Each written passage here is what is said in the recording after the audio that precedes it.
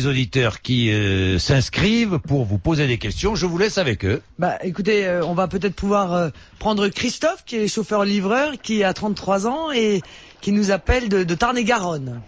Bonjour Madame Le Pen. Bonjour Christophe. Donc moi j'ai une question assez simple et précise. Comment comptez-vous relancer l'emploi dans les quartiers difficiles ? Bon, d'abord Christophe, je crois que il faut envisager le retour à l'emploi partout, parce qu'il n'y a pas que dans les quartiers difficiles que le chômage est devenu un chômage massif. J'ai bien compris qu'avec le retour du franc, ce sera le retour de l'emploi. Mais à travers ma question, c'est plus parce que j'ai grandi dans un quartier difficile et il est très très très difficile, c'était à l'époque des francs déjà, de se présenter à un employeur en disant qu'on vient d'une cité, quoi. Je pense encore plus dur pour mes amis Mohamed et Karim, quoi. Et moi, je crois que c'est par l'éducation, le redressement de l'éducation, Christophe, qu'on donnera à chacun la possibilité de pouvoir se trouver un emploi et une profession, ce qui n'est pas toujours le cas. Il faut aussi lutter contre la mauvaise image des cités, mais ça veut dire quoi ? Ça veut dire qu'il faut y rétablir l'ordre. Vous voyez bien que l'image déplorable que traînent aujourd'hui les quartiers est en partie, hélas, justifiée, puisqu'il y a aujourd'hui plus de 1000 zones de non-droit, c'est-à-dire des zones où la police ne rentre plus, où les commerces sont obligés de fermer parce que ces quartiers ont été abandonnés par le pouvoir, notamment à un certain nombre de mafias de la drogue.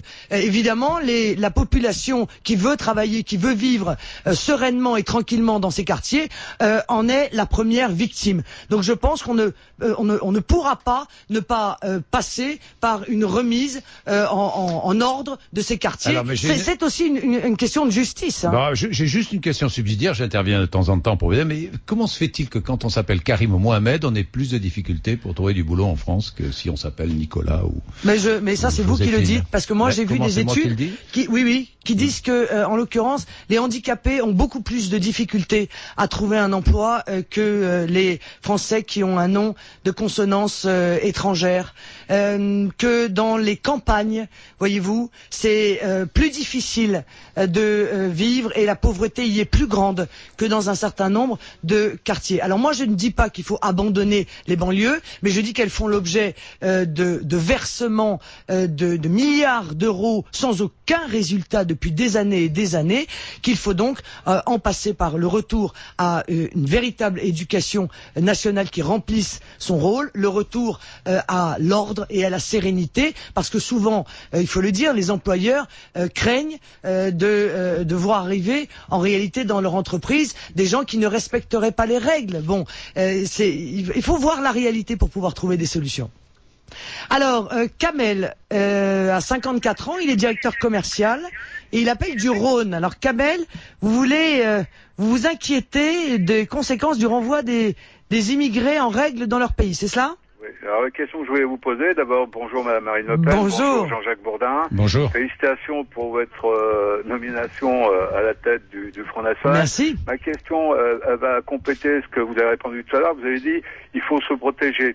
Donc moi je dis ok, vous vous protégez, mais les Chinois ils vont se protéger, tout le monde va se protéger. Mais donc, ils le font déjà. Vivre en autarcie. Mais non, L'autre monsieur. question que je vous posais, Madame Marine Le Pen, je vous demande si demain vous arrivez au pouvoir et que vous constatez que demain il y a trop d'émigrés, et je parle de ceux qui sont en règle, et que vous leur demandez de repartir, nos échanges commerciaux aujourd'hui, vous le savez très bien, notre premier partenaire c'est l'Algérie, le Maghreb, l'Afrique, plus les pays du Proche et Moyen-Orient. Comment ces gens-là vont le prendre? Parce qu'il y a eu une émission qui a été faite par Yves Montand dans les années 70, Madame Marine Le Pen, vous êtes peut-être trop jeune, mais Jean-Jacques Bourdin doit s'en souvenir, où on disait que si ces gens-là partaient, puisqu'on les faisait partir, c'était 7 millions de chômeurs, puisqu'ils ne commanderaient plus en France. Donc on tourne autour comme le chat qui veut se mordre la queue. Donc je vous demanderais de me répondre franchement, Madame Marine Le Pen. Oui, non mais Kamel, je crois que vous exprimez honnêtement une inquiétude qui en l'occurrence n'a pas lieu d'être. Bon, il est évident que il est absurde de continuer à faire entrer des centaines de milliers d'étrangers dans notre pays, alors que nous avons 5 millions... Kamel, laissez Marine Le Pen répondre, vous pourrez reposer une question complémentaire. Alors que nous avons 5 millions de chômeurs. Donc que les choses soient claires, vous parlez des immigrés qui sont en règle. Moi je crois qu'à partir du moment où un étranger est venu dans notre pays et qu'il est en chômage de longue durée, eh bien c'est vrai que je pense qu'il doit pouvoir retourner chez lui. Nous n'avons pas assez d'emplois en France. Nous avons 5 millions de nos compatriotes qui cherchent un emploi. Je trouve ça profondément malhonnête, je vous le dis clairement, de continuer à aller chercher dans le cadre de l'immigration choisie qui a été imposée par Nicolas Sarkozy, des gens à l'étranger, alors que nous devrions avoir comme seul objectif de commencer par donner de l'emploi à nos propres compatriotes. De surcroît, monsieur, cette immigration choisie qui consiste à piller les élites des pays qui en ont bien besoin pour se développer, m'apparaît être une très mauvaise chose et une grande malhonnêteté à l'égard de ces pays. C'est, somme toute, finir par les condamner à la pauvreté à perpétuité. Donc, vous me parlez de la Chine, vous me dites si on se protège, la Chine va se protéger. Mais la Chine se protège, monsieur. Les États-Unis se protègent. Il n'y a que l'Union européenne qui est incapable de protéger son marché et qui est ouvert aux quatre vents comme une passoire, avec les conséquences que vous n'avez pas pu ne pas voir sur la destruction de notre tissu industriel et la mise en concurrence déloyale de nos travailleurs et de nos industries. Bien, Kamel, juste question subsidiaire et puis nous passons à notre auditeur. Kamel. Tout à fait. Bon, je vous remercie de votre franchise. Moi, je ne vous parle pas d'immigration qui vont arriver. On est d'accord là-dessus, Madame Marine Le Pen. Je pense que tout individu qui vit en France, qui est intelligent, sait que la situation de la France ne permet plus. Et même ceux qui sont en situation régulière, vous me dites, si demain ils sont en chômage longue durée, ils seront obligés de repartir. Mais s'ils sont là depuis 40 ans, vous imaginez la situation quand même dramatique pour ces gens-là? Bon, écoutez, monsieur, moi, on me pose toujours on me prend toujours l'exemple de celui qui est là depuis 40 ans, de celui qui. Moi, je vous dis qu'il y a énormément d'étrangers qui sont arrivés dans les 10 dernières années et qui, en l'occurrence, ne trouvent pas d'emploi. Et pour cause, il y en a pas. Bon, le seul problème, c'est qu'en France, il y a un système de protection sociale qui est égalitaire entre les nationaux et les étrangers. Ça veut dire que ceux qui viennent dans notre pays, même s'ils ne trouvent pas d'emploi, eh bien, c'est la communauté nationale qui les prend en charge. Nous n'en avons plus les moyens. Et les nationaux d'origine étrangère? Non, mais les nationaux d'origine étrangère, ils sont nationaux. Bon, il n'y a pas de discussion là-dessus. Est-ce qu'il est normal de voir, monsieur, je vous pose une simple question, que des étrangers qui arrivent dans notre pays, et là, allons même plus loin, parce que c'est vraiment un véritable scandale, comme des clandestins sont pris en charge de manière plus générale, notamment sur le plan de la santé, que nos personnes âgées ou que nos familles modestes.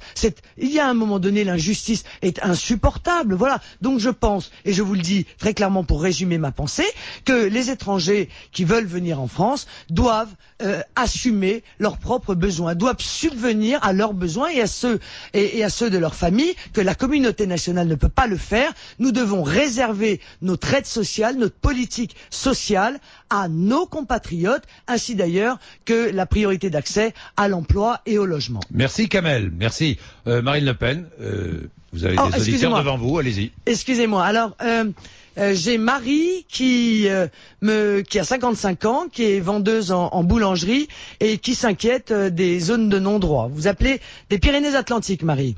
Oui, bonjour Marine. Bonjour. Bonjour Jean-Jacques et à tout Bonjour le monde. Marie. Voilà. Marine, je voulais vous demander, si vous êtes élue, quels moyens allez-vous vous donner pour que les policiers puissent intervenir dans ces zones de non-droit sans problème?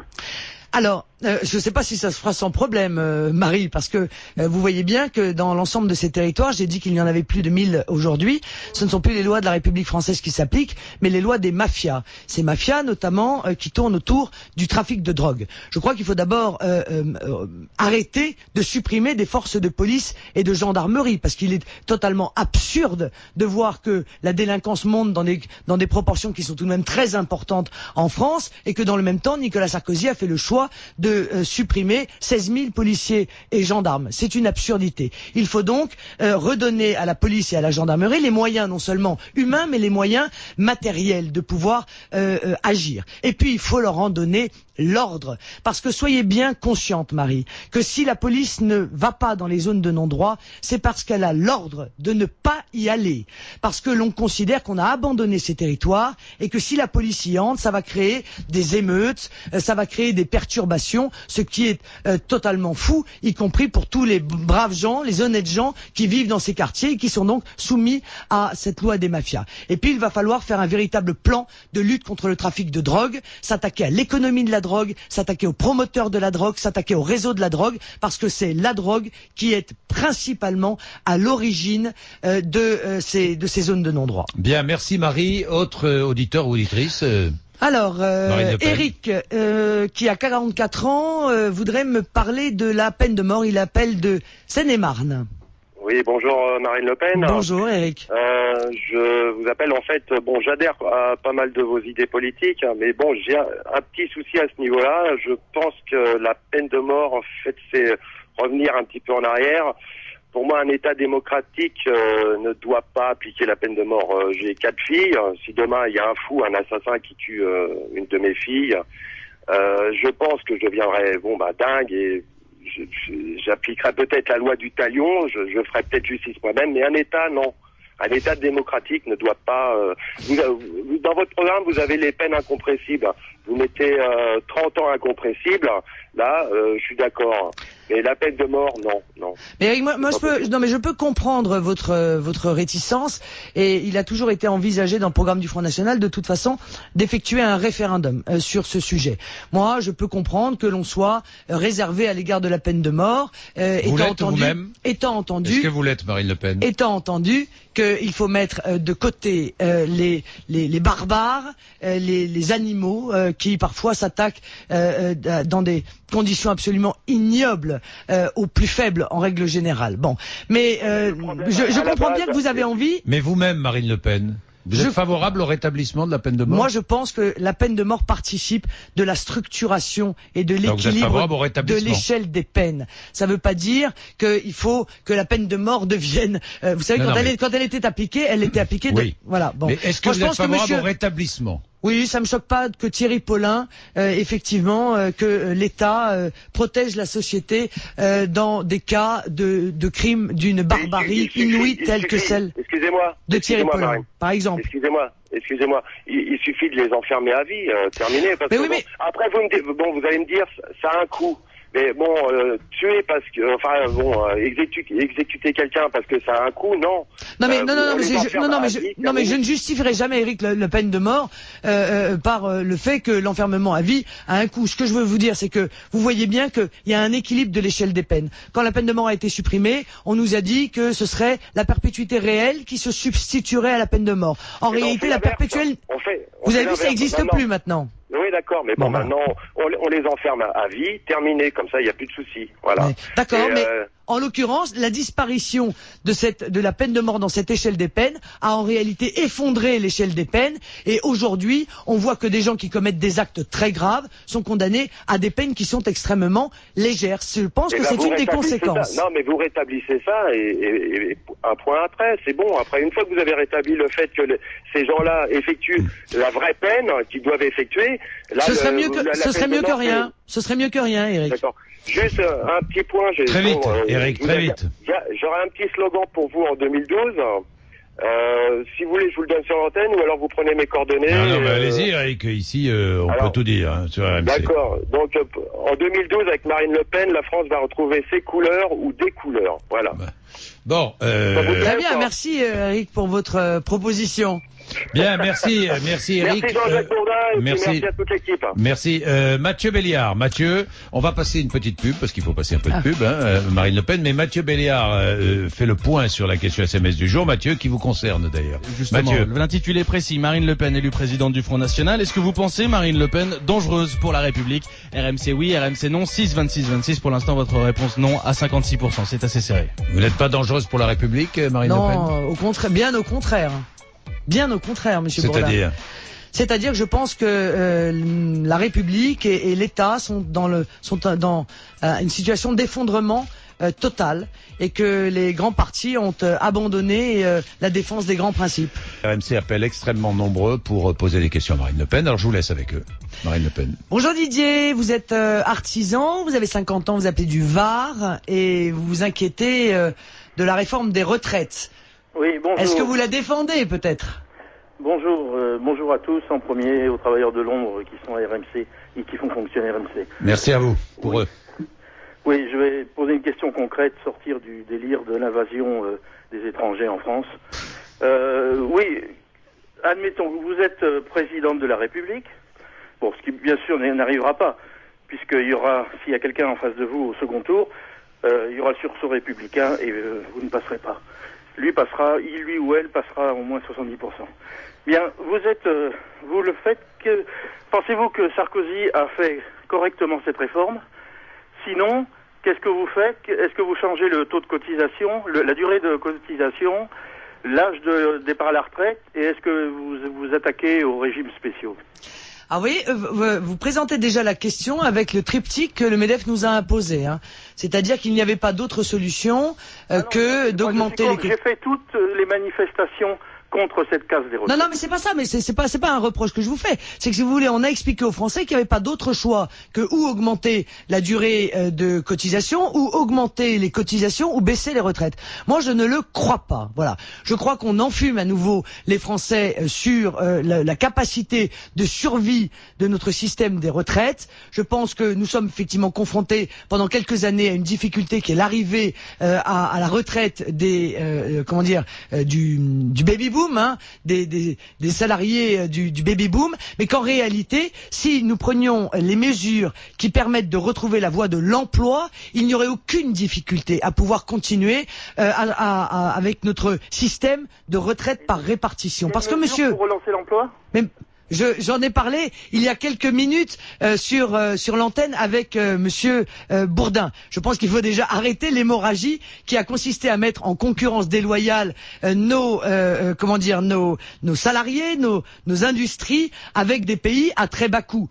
Avec d'ailleurs le seul rêve qui consisterait à nous proposer de vivre demain comme des Chinois. Bon, ben moi ça n'est pas. Les retraites, ça n'est pas pardon, je vous interromps. Voilà, je vous interromps, mais sur les retraites, oui. L'auditeur vous a posé 3 questions. Oui, Est-ce que vous revenez sur l'âge légal de départ à la retraite? Est-ce que vous la rétablissez à 60 ans? Est-ce qu'il vous a posé des questions précises? 40 ans.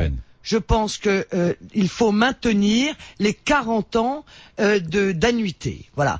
Ce qui n'empêche pas d'ailleurs de pouvoir mettre en place une réforme des retraites à la carte, c'est-à-dire on travaille moins, on touche moins, on travaille plus, on touche plus. Mais nous pensons que l'on peut parfaitement conserver les 40 annuités en conservant un système qui est un système viable. Mais monsieur, il faut, je suis désolé, faire des choix. Vous caricaturez mon propos en disant oui, le délire de la submersion migratoire. Mais monsieur, vous ne pouvez pas ignorer que notre système de protection sociale est gravement déséquilibré, il faut le dire, parce que nous prenons en charge de plus en plus de personnes qui viennent sur notre territoire et qui n'ont pas les moyens de subvenir à leurs besoins puisqu'ils ne peuvent pas travailler. Qui eux cotisent. Non, monsieur, quand on travaille pas, on cotise pas. Faut aussi arrêter, si vous voulez cela. Il y a des sans-papiers qui travaillent avec des faux papiers et qui sont obligés de cotiser, et quand ils seront malades, ils pourront pas la toucher. Et c'est scandaleux. Ni la retraite, ni la sécu. Eh bien, monsieur, c'est scandaleux. Et moi, je pense que les employeurs qui embauchent des clandestins devraient être condamnés très lourdement. Mais ça n'est pas ce qu'a décidé le gouvernement de monsieur Sarkozy, puisque monsieur Mariani a fait passer un amendement, justement, pour quasiment empêcher la poursuite des employeurs de clandestins. Est-ce que vous vous attaquez aux régimes spéciaux? Je pense que c'est une justice que de rapprocher le régime général et les régimes spéciaux. Je pense que dans le cadre de la politique de justice que nous voulons mener, c'est incontournable. Bien, merci à vous. D'autres auditeurs, Marine Le Pen. Alors, excusez-moi, Anthony, bonjour, vous avez 40 ans, vous êtes podologue, vous nous appelez des Yvelines, et vous vous inquiétez d'un futur gouvernement Front National, c'est ça? Voilà, oui, dans ce que j'ai peur un peu, si vous voulez, dans la représentation du Front National, que ce soit avec votre père ou avec vous, c'est que, en fin de compte, on n'a pas vraiment de... vous ne désignez pas vraiment de personnes autour de vous qui, dans le cas d'une éventuelle élection présidentielle, on ne connaît pas vraiment l'équipe qui puisse vous vous accompagner.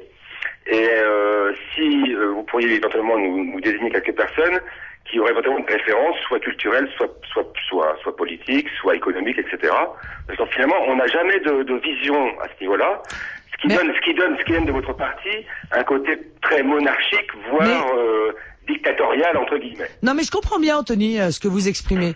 Je comprends bien, et je vais vous dire que ça n'est pas de notre faute. Parce que, je sais pas si vous vous souvenez, nous avons à peu près le même âge, mais en 1900, vous étiez jeune, donc comme moi, en 1986, quand le Front National a eu 35 députés, à l'époque, c'était la proportionnelle qui était le mode de scrutin, eh bien, les Français ont pu voir ainsi des élus Front National à des très hautes responsabilités et se rendre compte des capacités, des performances, de la qualité de l'équipe qui était autour de nous. Si les Français à Orange, à Toulon. Si les Français n'ont pas de visibilité, à Orange, moi j'aime pas. Je vous dis ça comme ça parce que. Non mais moi j'aime pas particulièrement Monsieur Bompard, mais enfin il a été réélu. Il a été réélu assez largement. C'est donc a priori. Monsieur Chevalier. Monsieur. D'accord, mais a priori les habitants d'Orange sont assez contents de leur maire. Bon, donc je pense qu'une des raisons pour lesquelles vous avez ce sentiment de ne pas avoir de visibilité sur les équipes. L'équipe qui est la nôtre et sur les gens qui travaillent avec nous, c'est parce que nous n'avons pas de députés et croyez-moi, je m'en plains. Alors je vais tenter effectivement de donner une visibilité à des personnalités dont vous allez vous rendre compte qu'elles ont de grandes compétences et qu'elles valent très largement celles qui sont actuellement au pouvoir. Mais ça n'est pas très facile lorsque on ne peut pas présenter cette équipe-là dans le cadre d'un groupe parlementaire. Bien, autre question. Allez. Alors, François, bonjour. Vous êtes gendarme. Oui, bonjour madame. Et vous appelez de l'Hérault. Oui, bonjour madame. Allô ? Oui, je vous entends bien. Bonjour madame. Madame, j'aurais voulu connaître votre sentiment sur le rapprochement police-gendarmerie.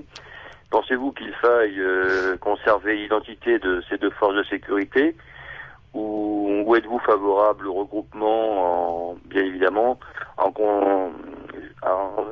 ajoutant les mêmes statuts pour le personnel de ces deux institutions? Écoutez, je pense que François, je pense que le rapprochement police-gendarmerie est une erreur. Est une erreur profonde. Je pense que la police et la gendarmerie ont leur spécificité, ont d'ailleurs leur qualité propre, et je vous dis très sincèrement ce que je pense, c'est qu'en réalité ce rapprochement police-gendarmerie a pour objectif à long terme de la disparition de la gendarmerie, à la suite d'ailleurs d'une directive européenne qui refuse qui impose que dans les pays de l'Union européenne, il n'y ait pas de force de maintien de l'ordre qui soit de nature militaire. Moi, je crois que la gendarmerie doit être conservée et je suis très contre, et je pense d'ailleurs pour avoir eu beaucoup de rapports avec des policiers, des gendarmes qui nous écrivent régulièrement qu'en réalité, personne n'est heureux de ce rapprochement et que de surcroît, il préfigure une disparition qui pourrait avoir, je pense, des conséquences très graves sur le futur maintien de l'ordre nécessaire dans notre pays. Bien, merci. Une autre question. Alors, bonjour Christophe, vous avez 40 ans, vous êtes artisan menuisier et je crois que vous souffrez manifestement des charges qui pèsent sur vous. Oui, Marine Le Pen, bonjour toute l'équipe de l'RMC bien évidemment, meilleurs vœux à tout le monde. Oui, effectivement, donc ma question en ce sens-là, si vous étiez au pouvoir, est-ce qu'il y a matière ou pas à faire en sorte que une des véritables forces vives de notre pays, qui reste l'artisanat et toutes les personnes actives, soit allégées un petit peu en tous sens pour respirer un petit peu mieux. J'ai pas les moyens de me soigner les dents alors que j'ai les dents malheureusement pourries. Désolé d'employer des termes comme ça à l'antenne. J'ai pas pu voter aux dernières élections parce que j'étais SDF suite à une dépression. Et là, le travail m'a permis de refaire surface parce que ma culture, je suis d'une culture où on travaille énormément dans notre famille, donc j'ai cet héritage qui est pas négligeable. Mais aujourd'hui, je me rends compte que je suis autodidacte, j'ai pas de diplôme, mais le travail et l'énergie que je dépense au travail, j'ai pas la moyenne d'être propriétaire non plus. Donc je m'aperçois que je travaille pour payer effectivement, du moins c'est mon ressenti, pour payer énormément de charges, Bien sûr. En tout sens, et j'ai des simulations de retraite très basses. de 300 euros avec retraite complémentaire et compagnie, enfin tout ce qui va avec.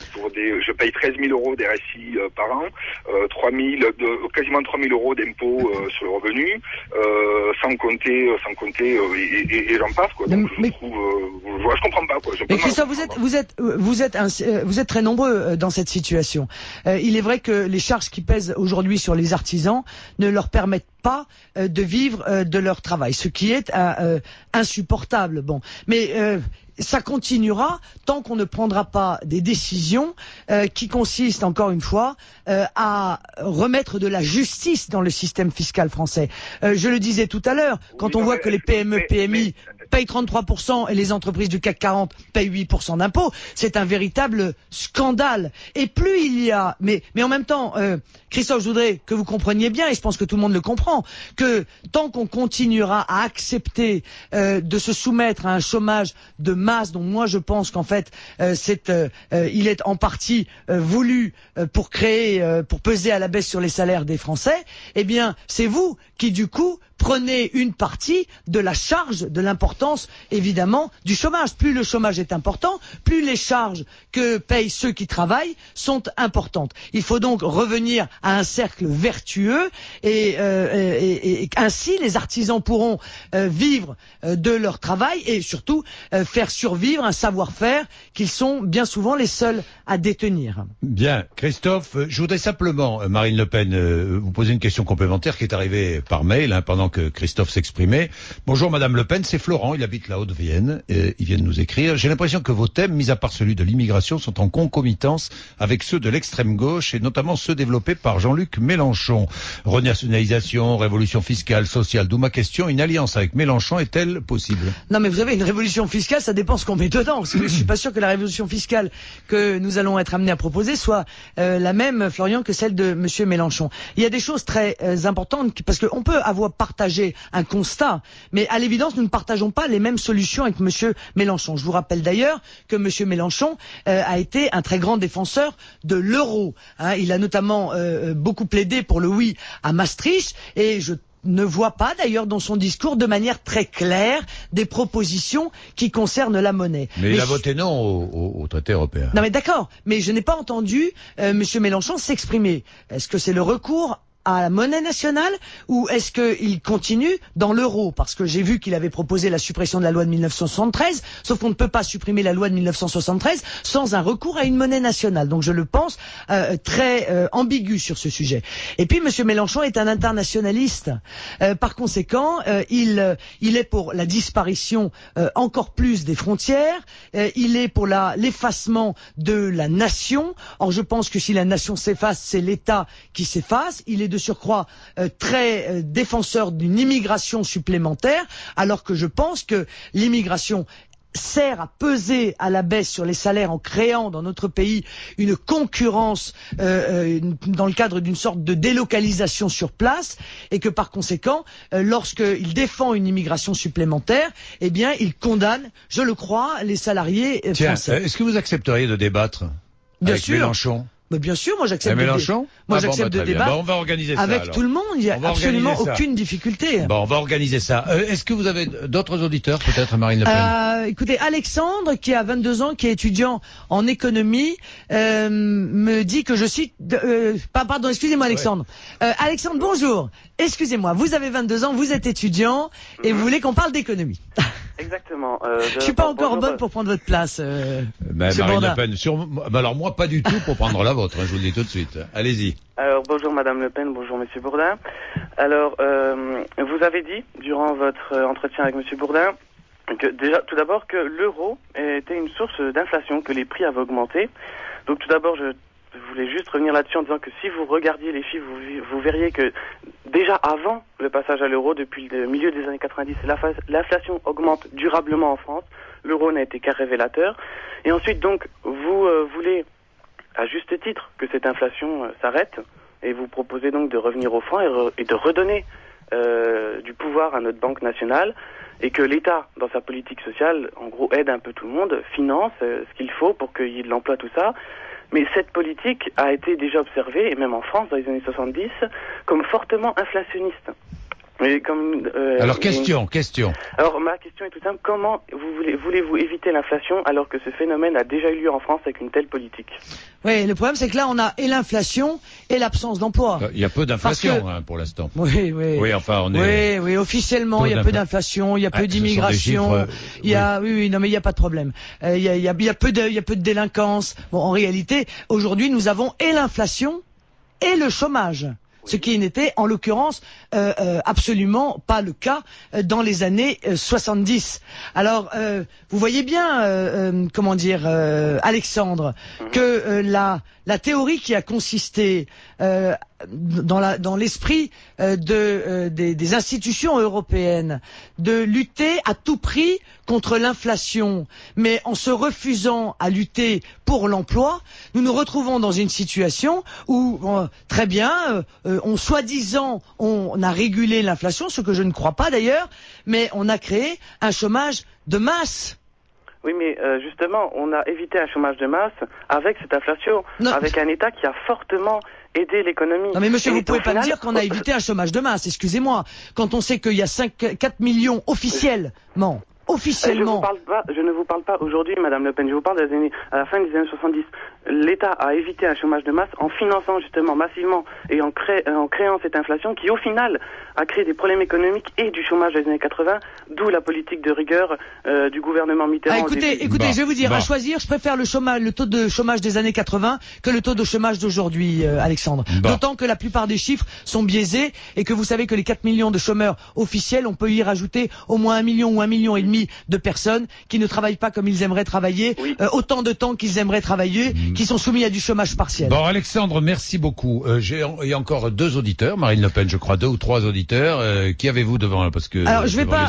Écoutez, j'ai déjà répondu avec vous à la question sur l'affaire dérisoire de ce journaliste de France 24. Journaliste de France 24 qui est un provocateur. Provocateur. Pourquoi provocateur? Je vais Pourquoi prendre provocateur parce qu'il s'est introduit dans une soirée privée où il a qu'il avait l'autorisation. En violation. Il avait l'autorisation de personne et pour cause. Et il a en violation de toutes les règles déontologiques des journalistes filmé cette soirée privée en n'indiquant pas sa présence et en s'étant introduit sans en avoir l'accord. Voilà. Donc je pense que personne d'ailleurs ne peut soutenir ce type de comportement. Ça me paraît très négatif. Rachida, vous avez 38 ans, bonjour. Oui, vous bonjour, êtes commerciale et vous êtes du Nord. Du Nord, tout à fait. Alors, moi je vous appelle car j'ai une petite question aujourd'hui. Comment se fait-il que nous, personnes d'origine étrangère, où on nous demande de changer notre identité face à nos clients, quand nous nous rendons dans des entreprises ou même au téléphone, parce que le nom Rachida ne passe pas. Et qui vous a demandé ça, Rachida, votre patron? Oui, tout à fait. Mais Rachida, ça pose tout le problème de l'assimilation dans notre pays. Aujourd'hui, vous savez qu'il y a... Est-ce que vous comprenez que le patron fasse cette demande à son employé? Manifestement, c'est qu'il considère... Manifestement, non, moi, non, pas du tout. Mais manifestement, c'est qu'il pense que ça lui crée des difficultés. Voilà, c'est ça, là, faut dire les choses telles qu'elles sont. Bon, moi, Rachida, je vais vous dire ce que je pense. Je pense que la France a accueilli des très nombreuses vagues d'immigration des très nombreuses, non, des vagues d'immigration dans son histoire et qu'elle avait imposé le concept de l'assimilation et que ce concept de l'assimilation passait, il est vrai, par le fait, pour ceux qui étaient devenus français, passait par le fait de donner des prénoms français à leurs enfants. Ça, c'est une réalité pour l'immigration espagnole. Rachida devrait abandonner son prénom. Non, ce n'est pas ce que je dis. Ça n'est pas ce que je dis. Ce que je dis, c'est qu'aujourd'hui, il y a un refus qui est généralisé, en réalité, de la part des nouvelles vagues d'immigration, de donner des prénoms à consonance française à leurs enfants. Comme s'il fallait faire perdurer l'identité, en quelque sorte, d'origine. C'est une réalité, Monsieur Bourdin, on peut le dire. On a quand même le droit, pardon, Marine Le Pen. On a tous les droits. Oui, Rachida, attendez. Rachida, j'ai pas dit qu'on n'avait pas le droit, je vous le dis. Voilà, je vous le dis. Je vous dis que c'est une réalité, que il est sûrement vrai qu'un certain nombre de personnes pensent que le fait de donner à son enfant français un prénom qui connote son origine démontre dans l'esprit de c'est analysé, si vous voulez, comme un refus en quelque sorte de s'assimiler. C'est analysé comme un refus de s'intégrer pleinement et complètement dans l'identité nationale. Ben oui, mais c'est, je pense, l'explication qui pourrait être donnée à l'aventure qu'est en train d'exprimer Rachida. Rachida. Alors, moi, je suis très en colère parce que quand je me rendais chez mes clients n'étaient pas dupes, ils savaient très bien qu'ils n'avaient pas affaire à une Nathalie ou une Sandrine ou à Marine. Ils savaient très bien que, au fond, on voit physiquement, mais bon, pour mon employeur, je passais beaucoup plus pour une personne française de souche, c'est-à-dire je pouvais être italienne ou française, mais je ne faisais pas arabe. Et aujourd'hui, j'en suis arrivée que je ne me reconnais plus. Je ne sais plus si ma place est réellement maintenant en France. Pourtant, je suis française et fière de l'être. Mais Rachida, votre place est en France. Et il n'y a absolument aucune difficulté là-dessus. Mais en s'appelant Michel, quoi. Non, mais ce que je suis en train de... Vous comprenez ce que je vous ai expliqué? Non, Madame Le Pen, non. Parce qu'aujourd'hui, non. Aujourd'hui, je peux vous assurer que cette discrimination, je l'ai subie. C'est-à-dire que quand je demandais à ce que mon nom soit sur cette carte commerciale, ce n'était pas possible. Mais madame, à l'époque où la politique de la France était la politique de l'assimilation, il n'y avait aucune difficulté de ce type-là. Voilà, il y a c'est ainsi, et je le regrette, et c'est la raison pour laquelle je plaide pour qu'on revienne à ce concept de l'assimilation auquel on a substitué le concept d'intégration, qui en réalité crée des communautés les unes à côté des autres et de fait scinde des communautés. Ça veut dire quoi, Marine Le Pen ? Ça veut dire que si on est d'origine tunisienne, par exemple, on doit automatiquement, si on a un enfant, lui donner un prénom, on est français, mais d'origine tunisienne, on doit lui donner un prénom à connotation française. Je pense que c'est mieux. Ouais, d'ailleurs qu'on ne doit pas l'appeler Rachid ou Mohamed, on doit l'appeler Paul ou Pierre. Mais c'était une évidence. Mais par exemple, si on est d'origine italienne, on ne doit pas appeler son fils Carlo. Mais je vous signale que c'était une évidence avant, Monsieur Bourdin. Vous êtes d'accord avec moi? On en connaît tous. Des gens qui sont d'origine polonaise, espagnole, portugaise. C'était une sorte de contrat qui était passé moral entre la France qui accueillait et celui qui était accueilli. Voilà, c'était de se fondre dans la communauté nationale. Vous avez des enfants? Aujourd'hui, la démarche est inverse. Rachida, vous êtes française, vous avez des enfants? J'ai des enfants, mon mari... Comment les avez-vous appelés? Mon mari est métis et s'appelle Stéphane. J'ai 3 enfants et pour pas qu'ils aient à subir ce que moi je subis aujourd'hui, car aujourd'hui c'est très très très lourd ce que je subis et je suis même mise en dépression de par ça. J'ai dû appeler mes enfants avec des prénoms qui soient passe-partout, si je puis dire entre guillemets, mais leur nom de famille restera quand même étranger. Ça n'a pas d'importance, ça. J'ai une grande fille qui s'appelle Sarah, j'ai une seconde qui s'appelle Lina, et j'ai une troisième qui s'appelle Anaïs, tout simplement. Oui, mais écoutez... C'est pas normal. Pardon? C'est pas normal qu'aujourd'hui, on est obligé de donner des prénoms passe-partout parce que, comme moi, mon prénom Rachida... Est-ce qu'à vos yeux, c'est de l'intolérance, Rachida? Oui. Ben, Rachida, je crois que vous avez fait, en l'occurrence, le bon choix, parce qu'en donnant ces prénoms-là à vos enfants, eh bien, vous exprimez le désir de participer totalement au principe d'assimilation que moi, en l'occurrence, je défends. Bien, merci Rachida.